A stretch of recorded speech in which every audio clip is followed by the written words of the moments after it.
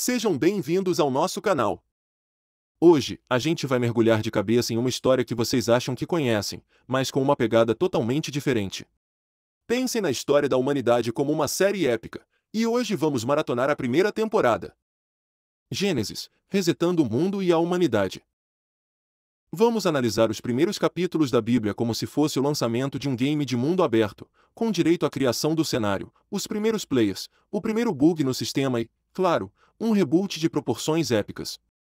Então, pega a sua pipoca, se ajeita na cadeira e vem com a gente desvendar os segredos do servidor original da Terra. Capítulo 1 – Criando o Paraíso – o setup perfeito. No início de tudo, não havia nada. Pense em um computador zerado, sem sistema operacional, sem nenhum arquivo.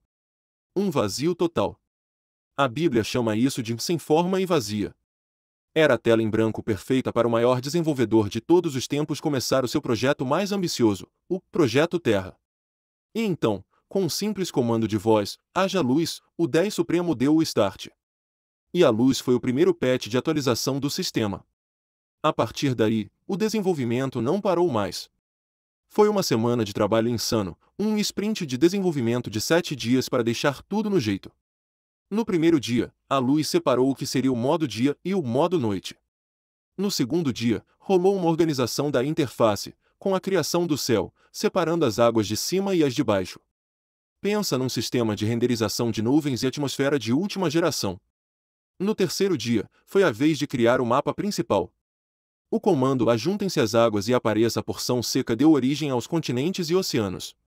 E não era um mapa qualquer, era um cenário vivo, cheio de texturas. Em seguida, veio o update de flora e vegetação. Árvores, plantas, flores, tudo com um sistema de sementes e crescimento automático. Um jardim perfeito, que a gente conhece como Éden, o spawn point inicial. No quarto dia, o 10 focou na iluminação do cenário. Ele instalou as luzes principais, o sol para ser o holofote do dia e a lua e as estrelas para darem aquele clima no modo noturno.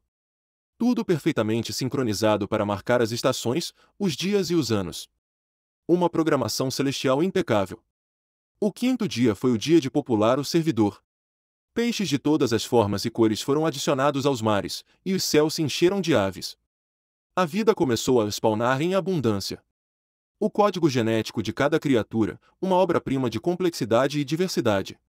No sexto dia, a fauna terrestre entrou em cena.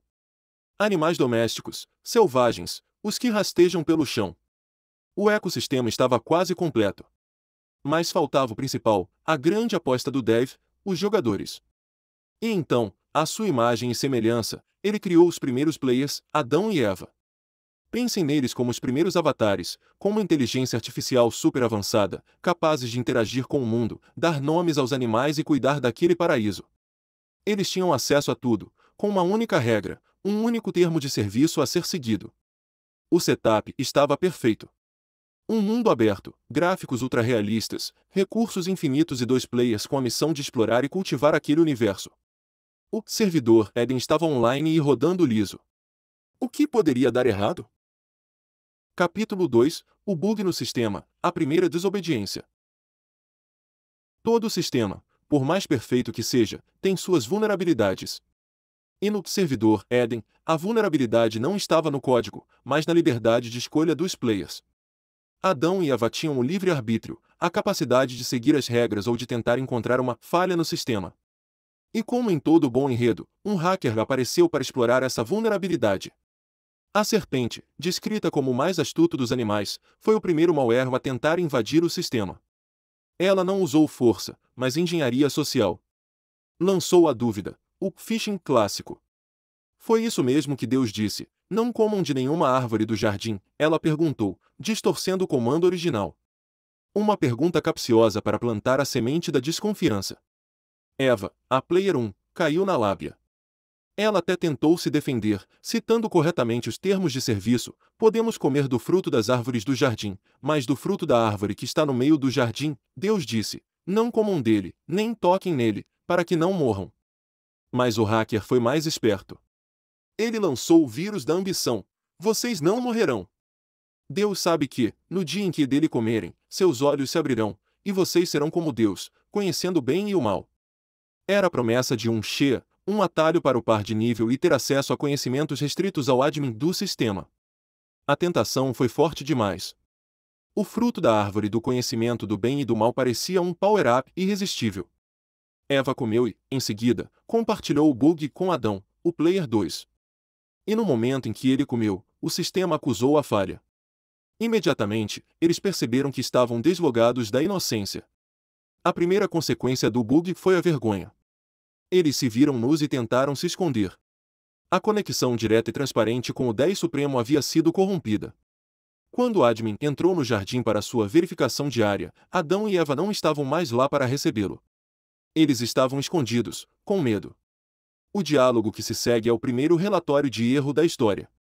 Deus pergunta: onde você está? Não porque ele não soubesse, mas para que Adão assumisse a responsabilidade. Mas o que Adão faz? Ele culpa Eva: foi a mulher que me deste por companheira que me deu do fruto, e eu comi. E Eva, por sua vez, culpa a serpente me enganou, e eu comi.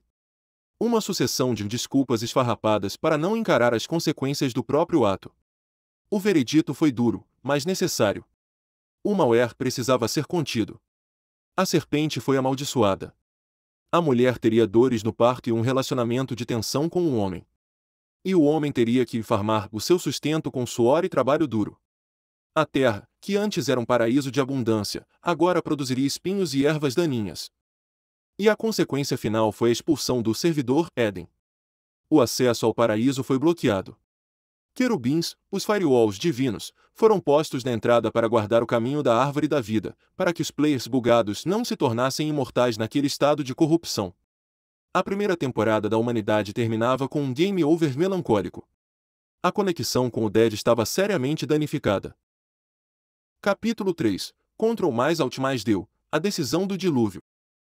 Depois da expulsão do Éden, a humanidade começou a se multiplicar. Caim e Abel, os filhos de Adão e Eva, protagonizaram o primeiro player versus player, PVP, da história, e o resultado foi trágico. O bug da desobediência original começou a se espalhar, a se multiplicar como um vírus sem controle. Geração após geração, a maldade foi upando de nível. A violência, a corrupção, o desrespeito ao dev e ao próximo se tornaram a meta do jogo. A Bíblia diz que a maldade do homem se multiplicara na terra e que toda a imaginação dos pensamentos de seu coração era só má continuamente. O sistema estava sobrecarregado de malware. O projeto original, aquele paraíso perfeito, estava completamente desfigurado. O coração do 10 Supremo se encheu de tristeza. Ele viu que a sua criação, a sua obra-prima, estava corrompida de uma forma quase irreversível. Imagine um programador que vê o seu software, no qual ele dedicou tanto tempo e amor, ser tomado por um vírus que o destrói por dentro. A dor é imensa. E a decisão, por mais drástica que pareça, às vezes é a única solução: um reset completo. Um Ctrl mais Alt mais Deu para forçar a reinicialização do sistema. Essa foi a decisão do dilúvio. Mas não era um simples formatar e reinstalar. O 10 não queria apagar tudo e começar do zero. Ele queria salvar o que ainda havia de bom, o backup da humanidade. E esse backup tinha um nome: Noé. Noé era um cara gente boa, um player que ainda andava segundo as regras do dev, mesmo quando todos ao seu redor estavam trollando o sistema. Ele era justo, íntegro, um ponto de luz em meio a tanta escuridão. E então, Deus deu a Noé uma quest épica: construir uma arca, uma embarcação gigantesca, um verdadeiro servidor de backup flutuante. As instruções foram precisas, as dimensões, os materiais, os compartimentos. Tudo detalhado para garantir que a missão fosse um sucesso. Enquanto Noé e sua família construíam a arca, eles também pregavam, tentavam avisar os outros sobre o reset que estava por vir. Mas a galera estava tão imersa no seu gameplay de maldade que ninguém deu ouvidos. Acharam que era loucura, um delírio de um player velho.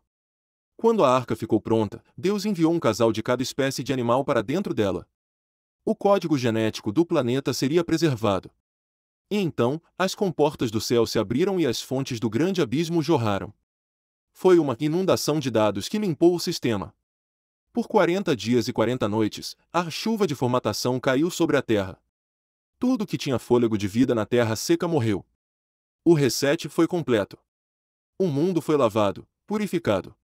Quando as águas baixaram, Noé e sua família saíram da arca para um mundo novo, um servidor limpo, pronto para um novo começo. A primeira coisa que Noé fez foi construir um altar e agradecer ao Dev. E Deus, em resposta, fez uma promessa, uma nova aliança de serviço: nunca mais ele destruiria a terra com um dilúvio.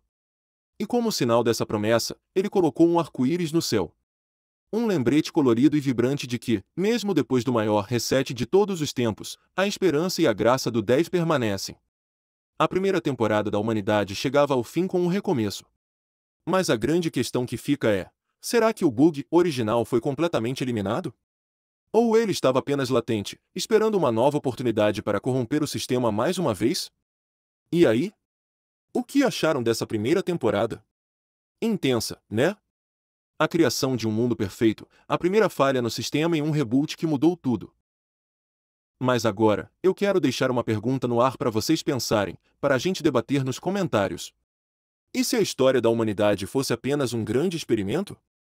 Pensa comigo, Gênesis nos mostra a versão 1.0 da humanidade.